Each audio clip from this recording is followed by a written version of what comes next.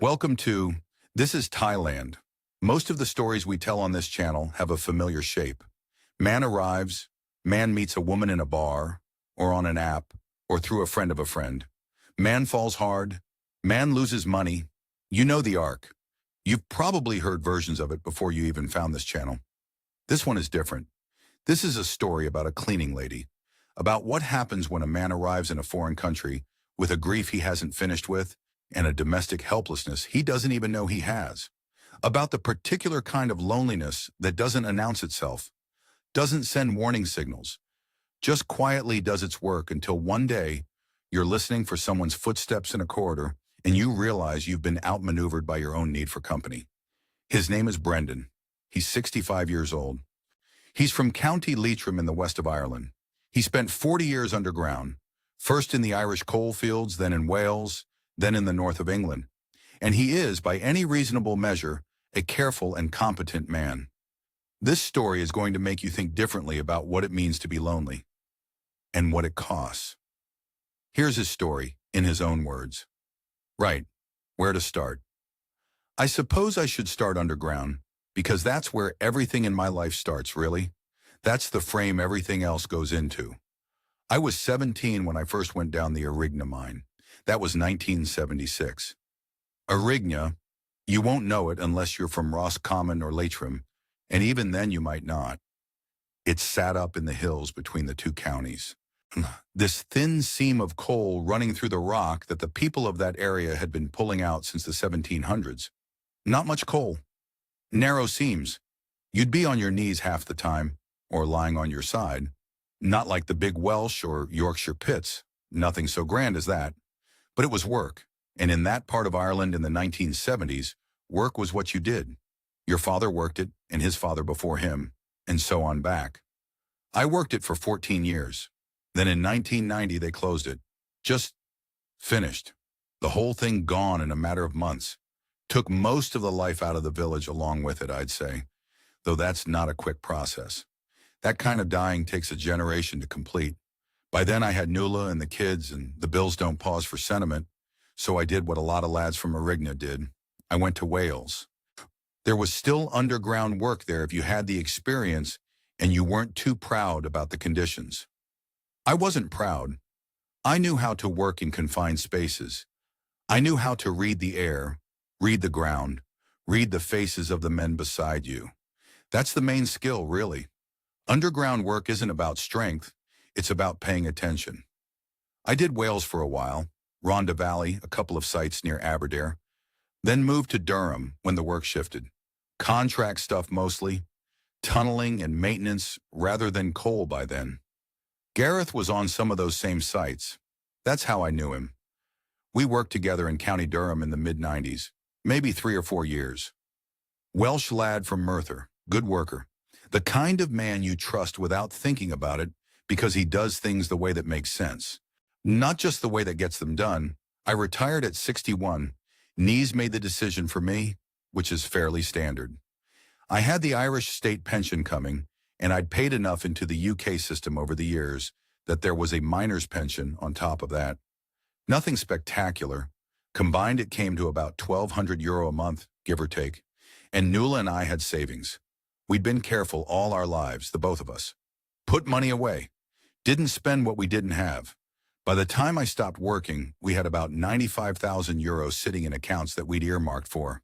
Well, we called it the good years, whatever that meant. Travel, maybe. See some things. We'd never been anywhere, really. Lanzarote once. That was about it. I need to tell you about Nuala. I'm going to keep this short because it's the only way I can tell it at all. We were married 38 years. She was from Carrick-on-Shannon, 7 miles from where I grew up, and I'd known her since we were teenagers, and I cannot actually remember a time before knowing her, which might sound like a lovely thing to say at a funeral, and it is, but it also means that when she died, there was a part of my life I simply could not account for anymore. Like a section of your own memory had been sealed off. She was hanging washing on the line. That Tuesday morning, I was inside making tea. I heard nothing. No sound, nothing falling, nothing. I brought the tea out, and she was already on the ground. The doctor said it was over in seconds. Massive cardiac arrest, 62 years old, no history of heart trouble, no warning of any kind. And I want to be accurate about what the following 14 months were like. They weren't dramatic. I didn't fall apart in any visible way. I ate. I slept. I answered the phone when the children rang. I kept the house reasonably clean, or tried to. I watched the television. I went to Mass on Sundays, more out of habit than anything else. From the outside, by all accounts, I was managing. But the house it was like a confined space with the air going bad. You know that feeling underground when the ventilation is failing somewhere? It doesn't hit you all at once. It's slow. The air just gets a bit heavier, a bit closer, and your thoughts start getting sluggish. And if you know what you're doing, you pay attention to that before it gets critical. But I didn't pay attention to it in that house. And I just sat in the bad air for 14 months and told myself I was managing. I knew how to work in a confined space. I didn't know how to live in one. Gareth had been posting things on Facebook for a couple of years by then. He'd retired to Chiang Mai, that's in the north of Thailand, up near the mountains. About 3 years after we'd last worked together. I'd follow his posts the way you do with people you've lost touch with. Not really engaging, just present in a background sort of way. Watching. His photographs were not what I expected. I don't know what I expected from Thailand. Bar girls, maybe. Beaches, that kind of thing. But Gareth's photographs were mountains, temples, a bowl of something he'd had for breakfast that he said cost 40 cents. He was standing outside a Wat, a Buddhist temple, in one photograph. And he looked honestly like a different species from the men I'd known on the sites. Not younger, just rested. Settled inside himself in a way that men from the industry almost never look. It was a Tuesday night, the anniversary, 2 in the morning, and I couldn't sleep, and I saw another one of his photographs. Some evening market, lanterns, the mountains behind it all going dark. And I sent him a message. I didn't think much about it, just said I'd been looking at his posts and it looked like a decent place.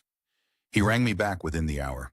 Didn't occur to me until later that it was 8 in the morning in Thailand, that he was up, that he'd seen the message and thought, right, I need to call this man.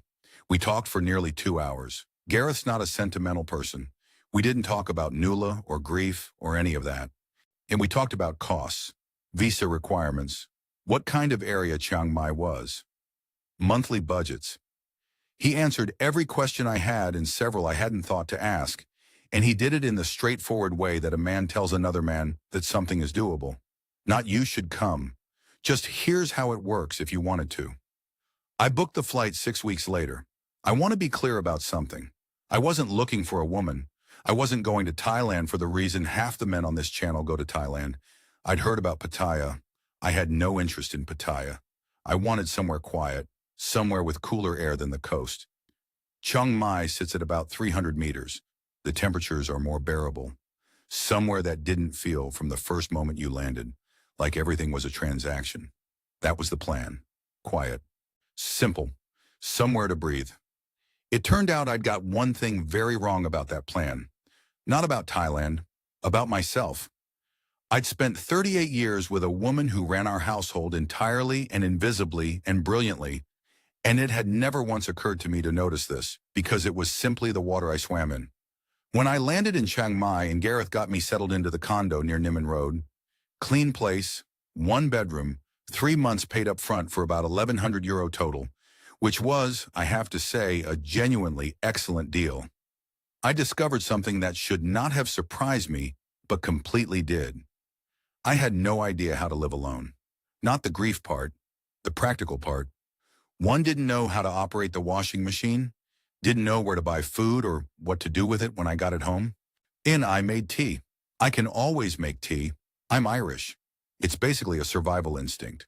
And beyond that, I was, at 65 years old, in a foreign country, genuinely helpless. I stood in that kitchen on the second morning and looked at it. The cupboards Nuala would have sorted in an afternoon. The washing machine with its symbols I didn't recognize. The stovetop I'd never once used at home. And I felt like a man who'd been sent into a section he hadn't been briefed on. Competent everywhere else. Useless in here. It was a Canadian named Dennis who sorted me out.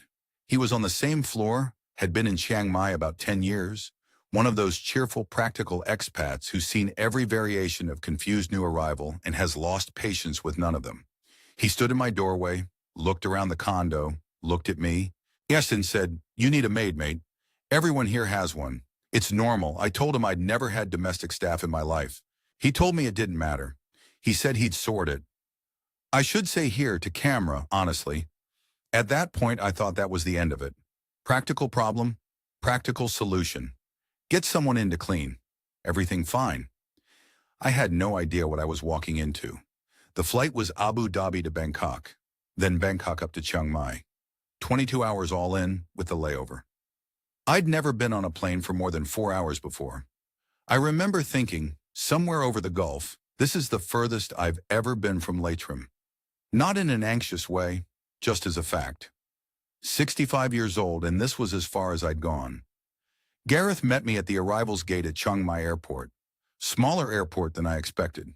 He looked exactly like his Facebook photographs. That same settled quality, unhurried. He shook my hand, took my bag without asking, and walked me out into the evening air. And that's when Thailand hit me properly for the first time. The warmth. Not aggressive, like a wall of it, but present in a way that Irish air never is. Soft almost. And the smell. Something floral and something fried, and something that might have been incense drifting from somewhere nearby. It was 9 o'clock at night, and there were people everywhere, and motorbikes everywhere, and a song Thao, one of those red pickup trucks they use as shared taxis in Chiang Mai, pulled across the road in a way that should have caused an accident and somehow didn't. I said to Gareth, "Does that happen a lot?" He said, "You stop seeing it after a week." He was right. You do. The condo was a 15-minute drive from the airport out near Niman Road. That's the younger part of Chiang Mai. Hey, if you don't know it, coffee shops and small restaurants and expats on laptops. Not my world exactly, but quiet enough. The building was fine. Nothing fancy. Tiled floors, ceiling fan, air conditioning unit on the wall that I spent 3 days being too stubborn to admit I needed before the heat made my mind up for me. 1 bedroom, a small kitchen, a bathroom with one of those handheld shower heads that you have to learn to manage, or you end up soaking the entire floor, which I did repeatedly in the first week. 3 months up front was 39,000 baht. At the time that worked out to just over 1,100 euro for 3 months rent. I did the calculations several times because it seemed wrong. In Carrick-on-Shannon, a 1-bedroom place would have cost you 700 or 800 a month at least. Here it was under 400. I'm not going to pretend that wasn't a relief. My pension income, Irish state pension, plus the UK minors, came to about 1,200 euro a month. In Leitrim, that was manageable but not comfortable. Here it felt like actual money. Gareth took me to a place near the night bazaar that first evening, a little Thai restaurant with plastic chairs and fluorescent lights, and a laminated menu with photographs. He ordered for both of us without looking at the menu. 2 bowls of cow soy arrived. That's a Chiang Mai thing. A curry noodle soup, rich and slightly sour, with crispy noodles on top. I'd never eaten anything like it. I remember thinking, this is extraordinary. Then thinking I've had 45 years of Nula's cooking and never once appreciated it properly. And feeling, well, I put that thought away. Gareth walked me through the practicalities over dinner. The retirement visa, I was already sorted on that. He'd told me what I needed on the phone. You need to be 50 or over, which I was, and you need to show either 65,000 baht a month in income or 800,000 baht in a Thai bank account. My combined pension comfortably cleared the income threshold, so once the bank letter was sorted through the Irish consulate, I was on solid ground. 90 days renewable, 90-day reporting to immigration in between. Straightforward enough once you know the system. He told me the things nobody tells you in the YouTube videos, that the 7-Eleven on the corner would become my kitchen and my pharmacy and my bill payment office and my social life if I wasn't careful. Icon that the motorbike taxis, the Win lads, they stand at the end of every soy and orange vest, would get me anywhere for 20 or 30 baht if I learned to point at where I wanted to go. That the temples rang bells at 5 in the morning And this would either drive me mad or become the thing that told me I was alive, and there was no predicting which. I slept well that first night, better than I had in 14 months. Whether that was the travel or the cow soy, or just the strangeness of it all, I don't know. But I slept. The first week was Gareth showing me the geography, the old city with its moat and its temples, dozens of them, gold and orange, with their spirit houses out front, little shrines with offerings of jasmine, and sometimes a glass of red Fanta, which I found baffling until Gareth explained it. The Sunday walking street market on Walleye Road. The market near my building where you could get moo ping, pork skewers off a charcoal grill, for 10 baht each. I ate 4 of them standing on the pavement, and a dog watched me with an expression of professional interest. I gave it nothing. I'd been warned about the dogs. By the end of the first week, Gareth went back to his own place. He lived about 20 minutes away, a bigger condo near the Ping River, and I was on my own, which was fine. I'd wanted quiet. I had quiet. What I hadn't quite accounted for was that being quiet in a foreign country, when you don't speak the language and don't know how anything works, is a different thing entirely from the comfortable quiet of your own home. In Leitrim, the silence had been bad because everything around me was Nula. I hear the silence was just absence, blank, which was better and also, in its own way, worse. And then there was the domestic situation. I think I mentioned that I stood in the kitchen on the second morning and didn't know what I was looking at. By the end of the first week alone, it had become genuinely comic. I'd worked out the washing machine. Took me 2 full cycles to understand that the cool cycle was the right one, not the hot. And by then, I'd slightly shrunk a good shirt. I'd found the nearest rimping supermarket, which is the one that sells Western goods if you need them, and I'd been eating a rotation of things I could identify and prepare, which was a short list. Eggs, bread, the moo ping from the street stall, cow pad from the little place across the road, which was 35 baht a plate, and better than anything I could have made anyway. But the bathroom. I don't want to go into detail about the bathroom. Let's say that 65 years of having someone else manage a household had left certain gaps in my practical knowledge, and leave it there. Dennis knocked on my door on a Thursday evening. I'd seen him in the corridor a couple of times, said hello, the way you do. Canadian, as I said, retired. He'd been in Chiang Mai since 2014 and had the quiet authority of someone who has made all the mistakes already and emerged comfortable on the other side. He came in, had a look around the condo the way a building inspector might, not rudely, just assessing, and sat down. He said, "How are you getting on?" I said, "Fine." He looked at me the way Gareth sometimes looks at me. "You already said you need a maid, mate. Everyone here has one.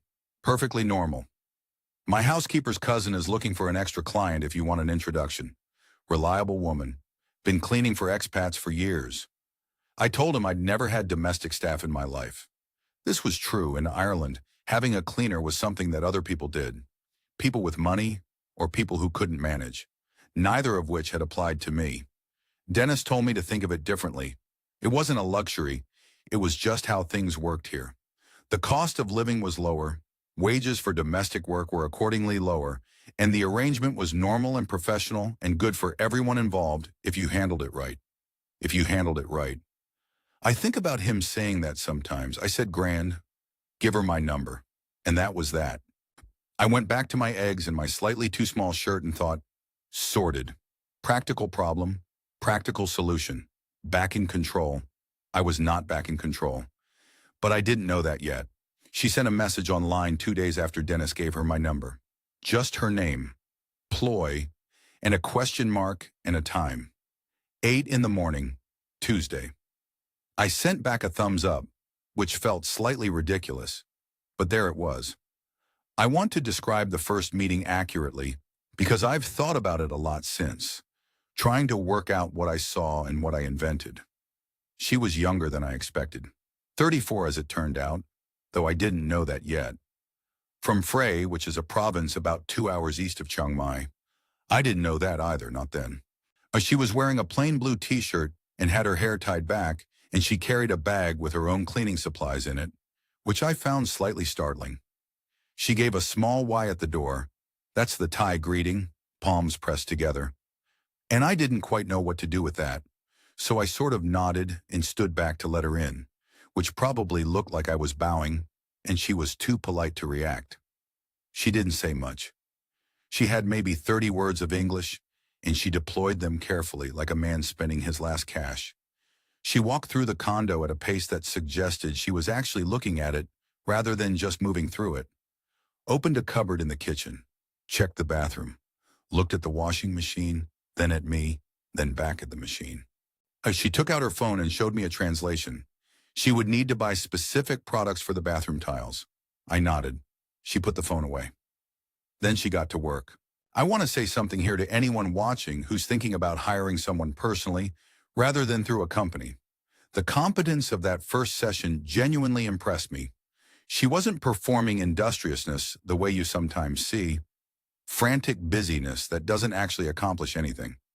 She was methodical. She did one thing fully before moving to the next.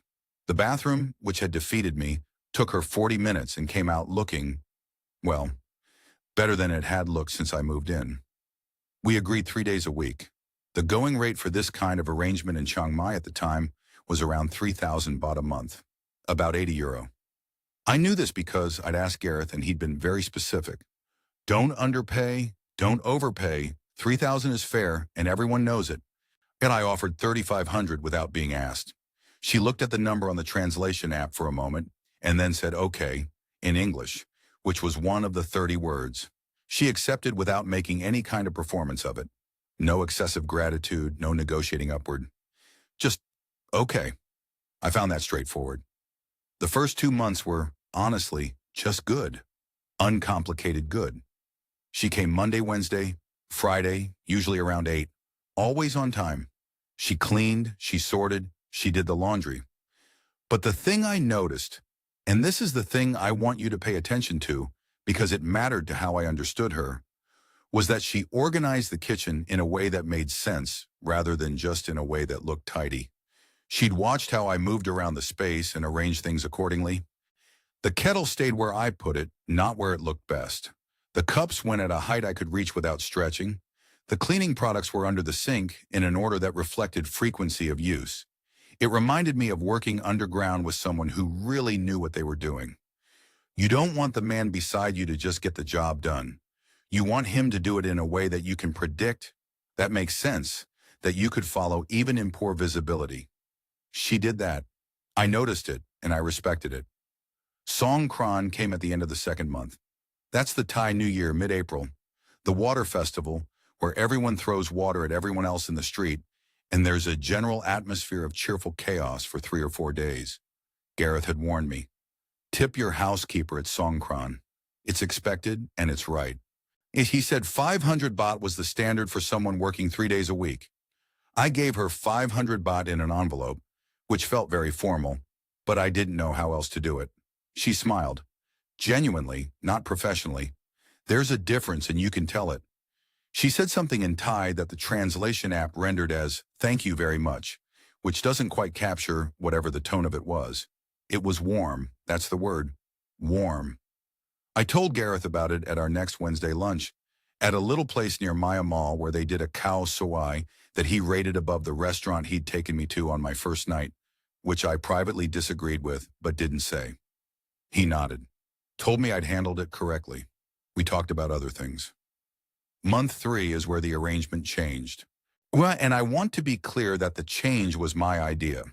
Her other client, a German man who'd been in the building a floor above me, went back to Germany. She mentioned this when she arrived one Monday. Not to me exactly. She showed me the translation. Her other client had returned home. She now had more time if I needed more days. She wasn't pushing. She was informing. I said daily would be useful if she was willing. She was willing.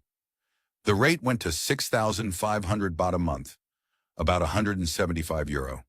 Still, by any standard I could apply, remarkably reasonable. And then she started doing the grocery shopping. This happened naturally rather than being agreed.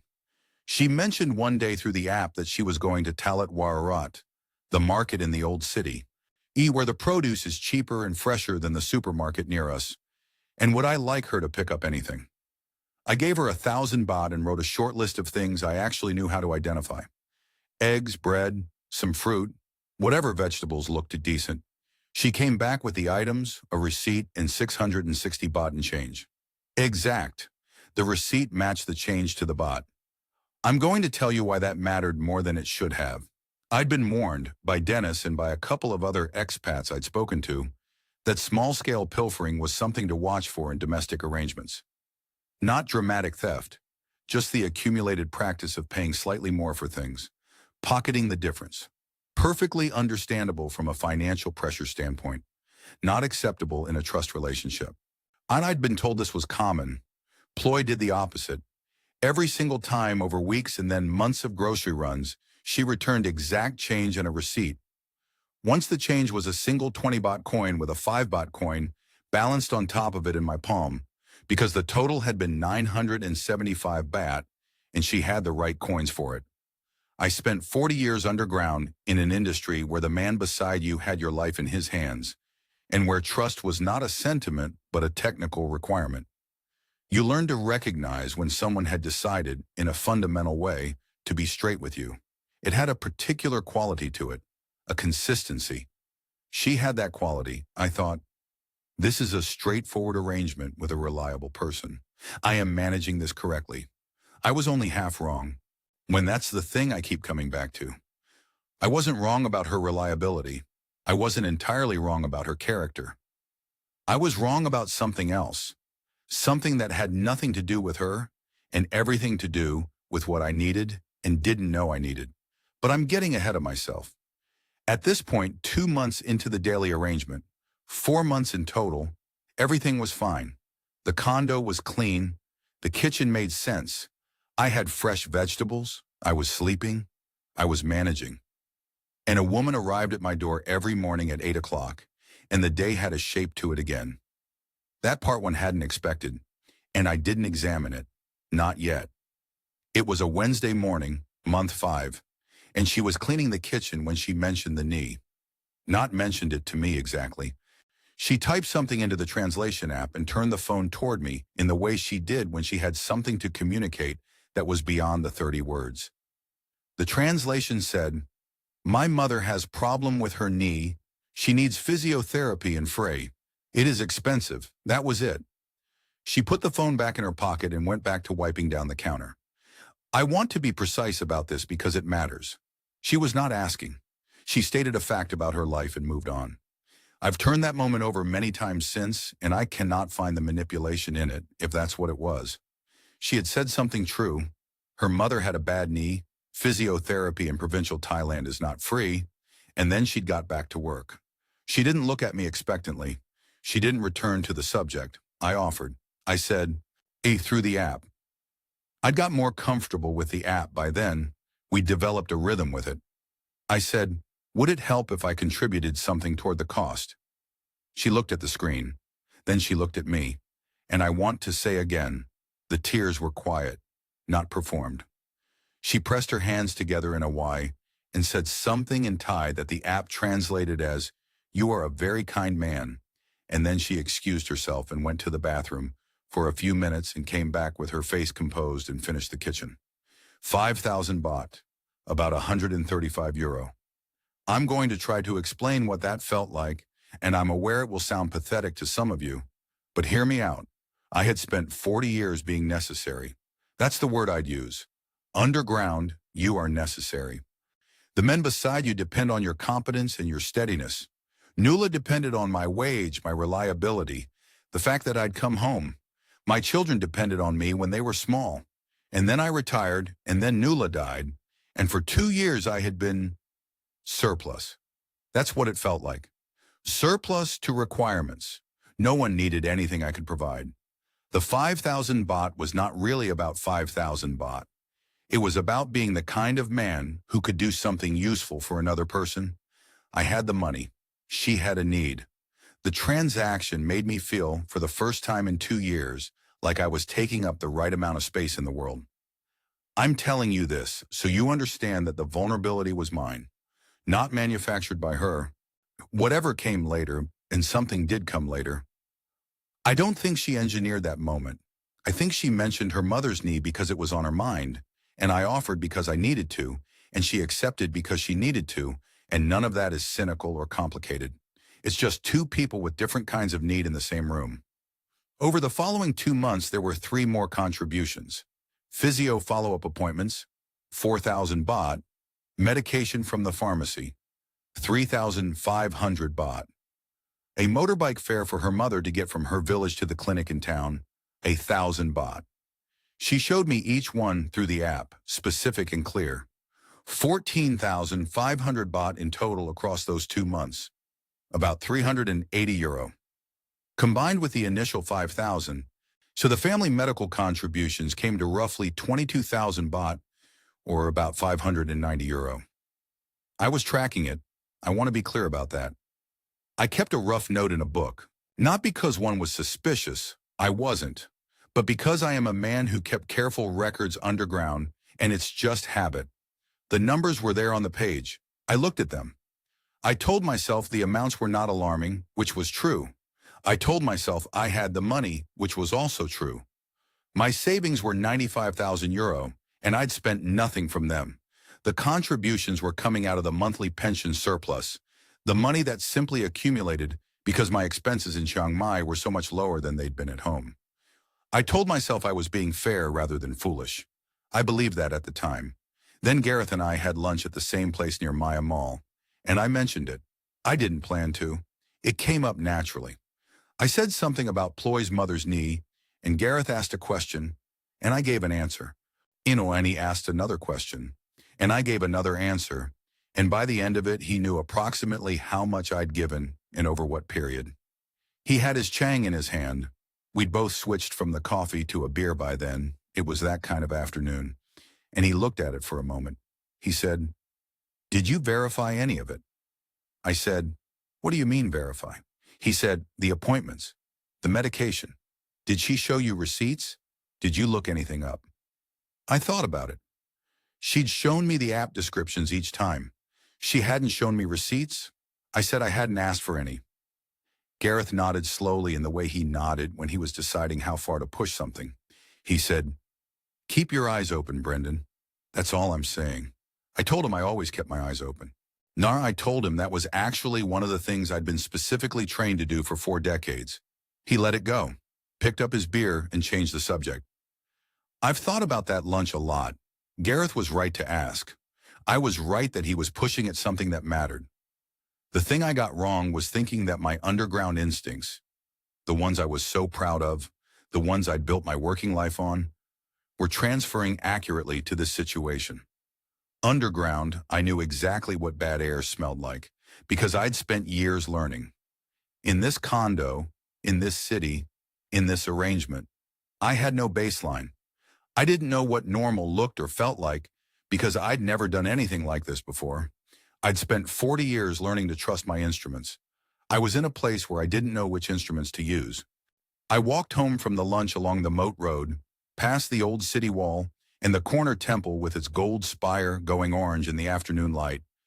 Monks in their robes coming back from somewhere, a tuk-tuk honking at a bicycle for no apparent reason.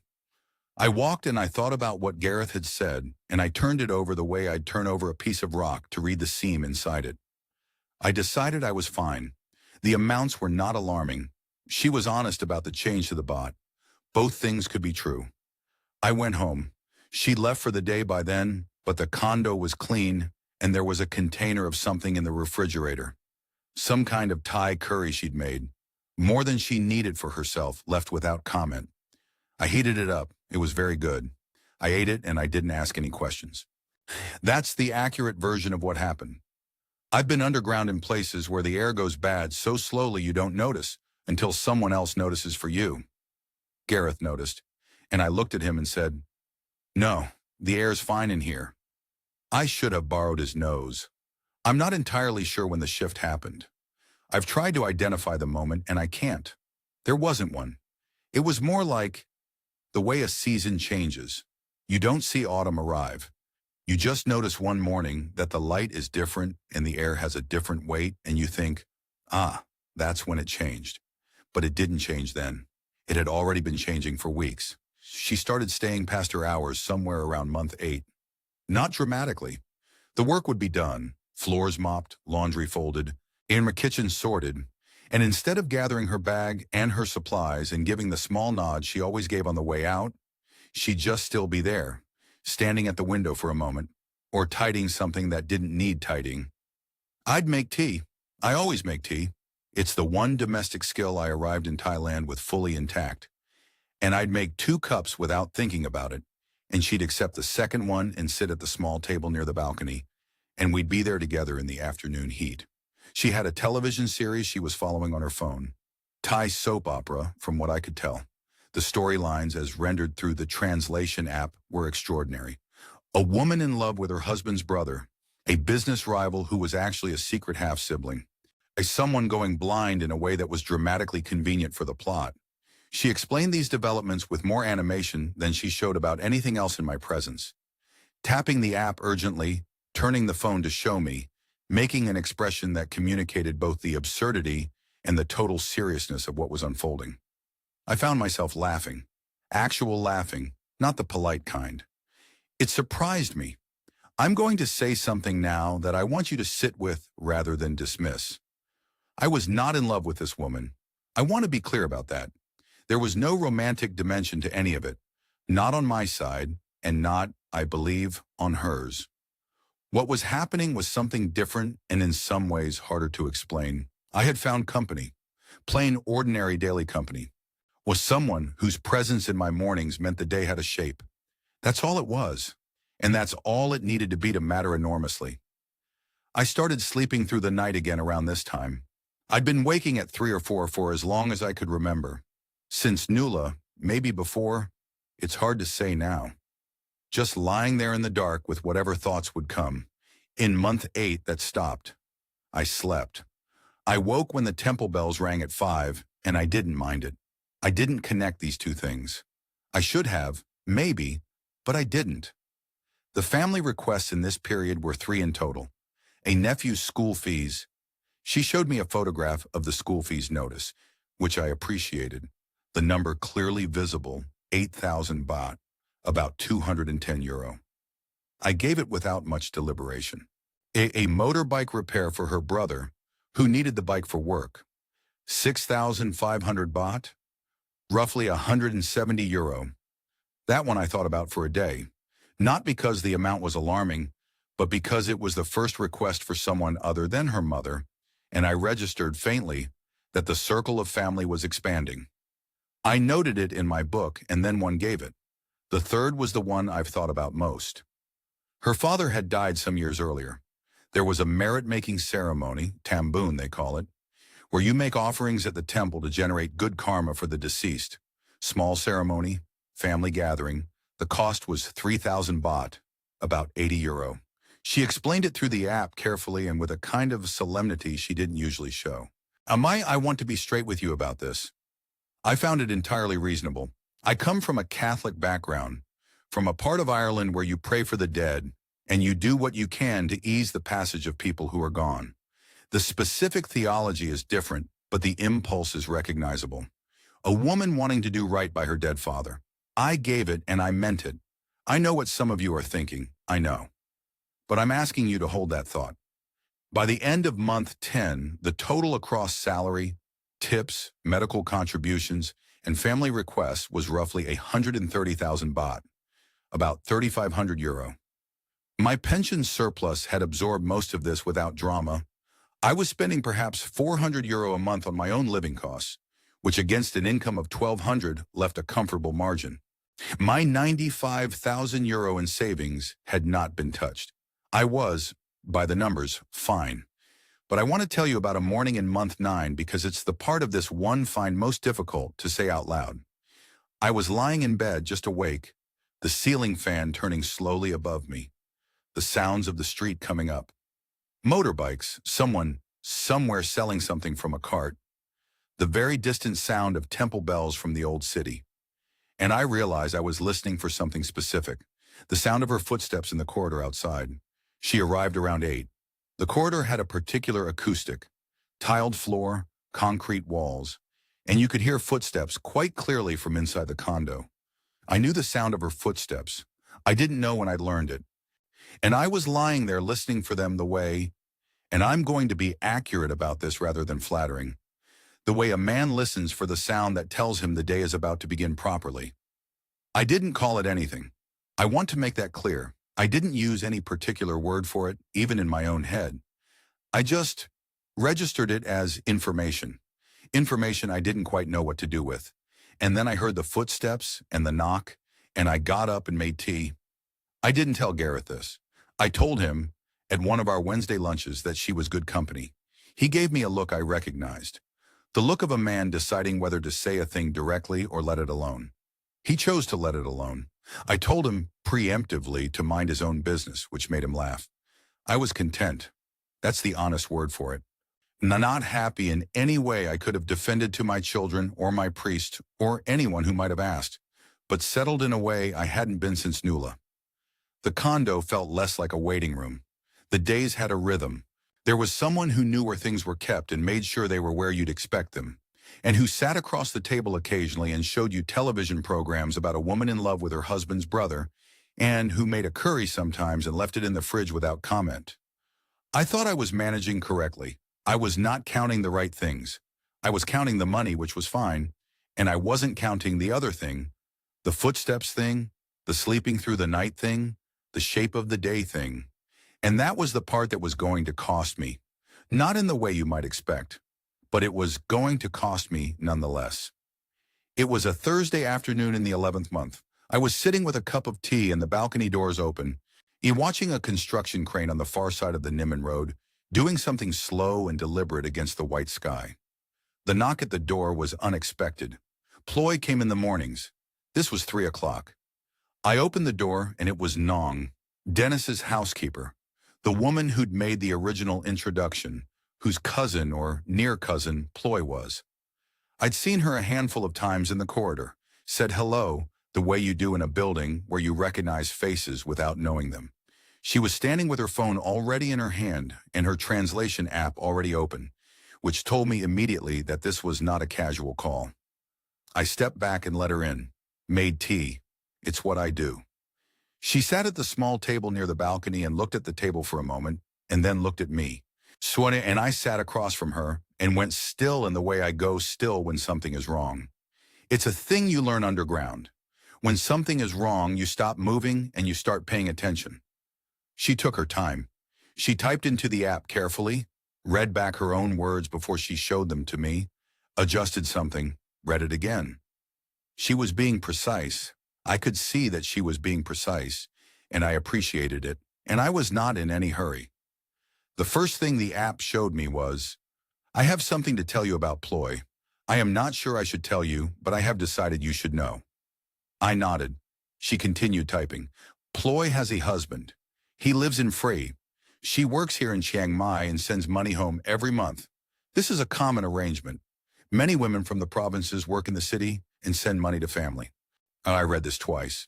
Then I looked up at Nong and waited. She typed more. The money you gave for her mother's knee, the physiotherapy, the medication, the school fees for her nephew, the motorbike for her brother. This money went into the household in Frey. The household includes her husband. He does not work regularly. I sat with that for a moment. Outside, the construction crane completed whatever it had been doing and stopped moving. I asked her through the app what had prompted her to come. She read the question and took a while before answering. There had been a dispute in the family, not involving me, not involving money. Some other matter I didn't ask and she didn't say. In the middle of the dispute, the full picture of the household finances had come into the open, and Nong had learned things she hadn't known. And she had decided, not immediately, she said, it had taken her a week to decide, that I deserved to understand what my contributions had been building. She said something else then that I want to give you accurately. She typed, I think Ploy is a good worker, and I think she is genuinely fond of you. I am not telling you she is a bad person. I am telling you what the full situation is. I read that several times. I'm still thinking about it, honestly. After Nong left, I washed both cups and put them away and stood at the kitchen window for a while. The motorbikes going past on the road below, a street cart selling something I couldn't identify from the smell, The ordinary sounds of a Thursday afternoon in Chiang Mai. I didn't call Gareth. I didn't call my children. I didn't do anything, really. And I just stood at the window and let the information settle. The way you let a disturbed sediment settle before you try to see through the water. The following Wednesday, I had lunch with Gareth at our usual place. He ordered the cow soy. I ordered the cow soy. We talked about a Champions League match he'd watched the night before. We talked about the roadworks on the superhighway that were making his route to the immigration office difficult. I ate my lunch and I said nothing about Nong's visit and I went home. I needed the 3 days. That's just how I work. I've always needed to go quiet when something is wrong. Not dramatically quiet, not sulking, just the internal quiet of a man who takes things underground and turns them over in the dark before he knows what he thinks. Nuala used to say she could tell when I was thinking because I got very tidy. Wash things I didn't need to wash. She was right. The condo was very tidy that week. By the Thursday, I knew what I was going to do and how I was going to do it. She arrived at 8 as usual. I waited until she'd finished the bedroom. I didn't want to disrupt her routine, which is a strange thing to care about in the circumstances, but there it is. When she came through to the kitchen, I said, in the measured way I have, that I'd be reducing the cleaning to twice a week for a while, as I was going to be traveling. I was not going to be traveling. She looked at me.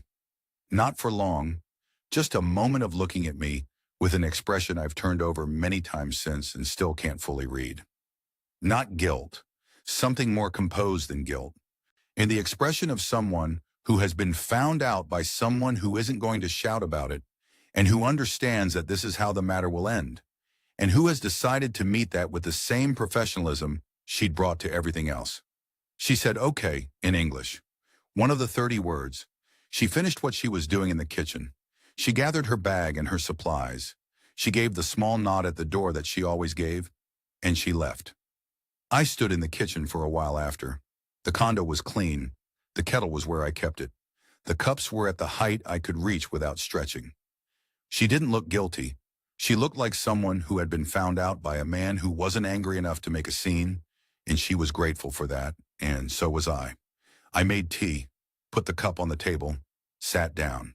I thought about what had been real and what hadn't, and found, which surprised me slightly, that I couldn't separate them cleanly.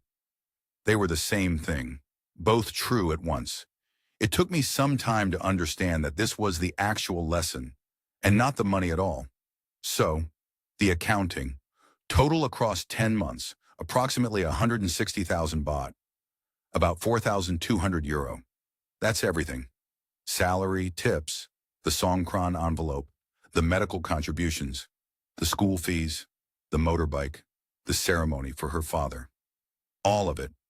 Of that, roughly 85,000 baht was salary and tips. 2,200 euro, give or take.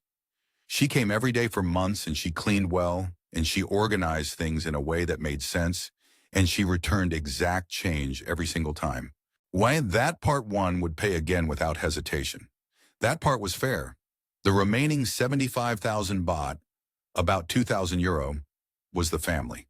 The husband's household and fray. That's the part with a different shape to it. My savings account still has a 93,000 euro in it. The 2,000 I lost is not going to affect my retirement. I want to be precise about that because I think precision is important here. I was not catastrophically scammed. I am not ruined. Some of the men on this channel have lost their houses, their pensions, their dignity in ways that are genuinely harrowing. My story is not that story. I want to be honest about the scale of it. What I lost that you can't put in a spreadsheet is a different matter. I lost the story I'd been telling myself, that I'd found a calm, an uncomplicated kindness in that condo in Chiang Mai. A woman who arrived at 8 every morning and made the day begin properly. That story was pleasant to live in. It cost me 10 months and 2,000 euro, and then it was over, and the condo went back to being quiet, and I went back to making 1 cup of tea in the mornings. I have a cleaning company now, a proper registered company, 3 different staff members on a rotating schedule. They're efficient and they're professional, and none of them knows my name by the 3rd visit, which is, honestly, that's fine. That's the correct arrangement. I should have done it from the start.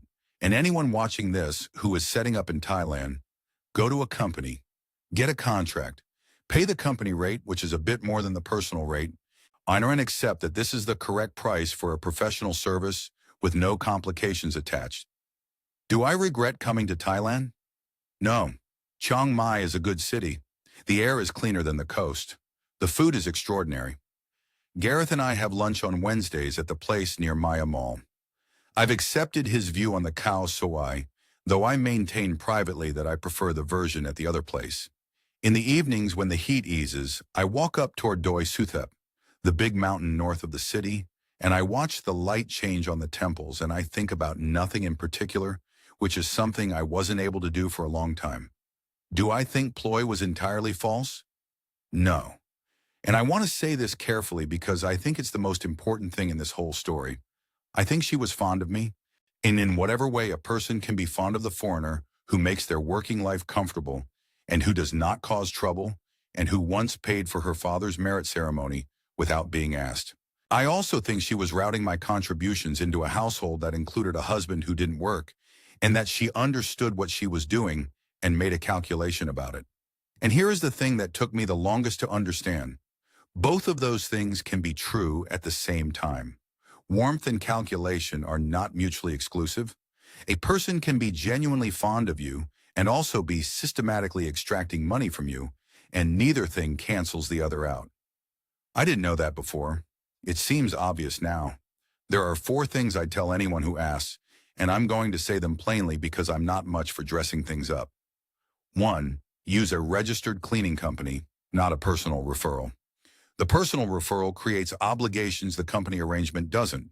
It creates a relationship, and relationships in a domestic context in Thailand come with their own economy and their own rules.